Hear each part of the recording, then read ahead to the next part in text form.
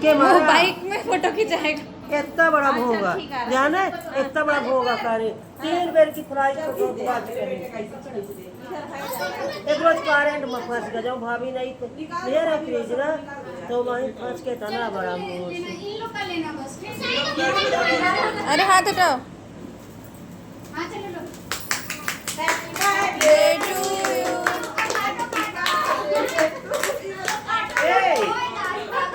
अच्छा रो पापा करो।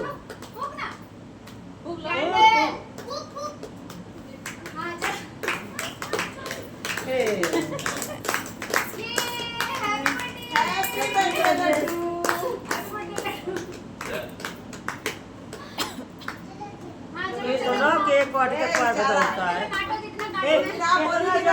भाई ये सबकी रक्षा करेगा बेचारा। हाँ चलो चलो सब कुछ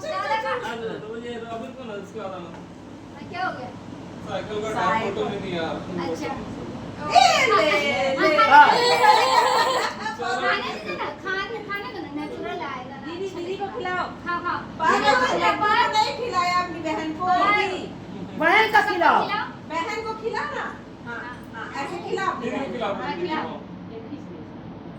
हाँ अरे वाह। या भैया बस हो गया, बहुत खा लिए तुम। चलो रुक जाओ। अरे भाभी उसको ले जाइए जल्दी, फोटो खिंचाइए, पूरा खत्म कर देगा। चल लड्डू पापा को खिला दे। काटो सबको से।